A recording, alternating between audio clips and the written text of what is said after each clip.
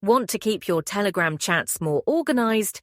Whether you're managing work, personal messages, or group discussions, chat folders make it easy to keep everything in order. Start by opening the Telegram app and tapping the menu icon or going to Settings. Next, scroll down and select Chat Folders, then tap Create New Folder.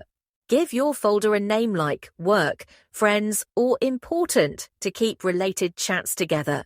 Then, tap Add Chats and select the conversations, groups, or channels you want to include.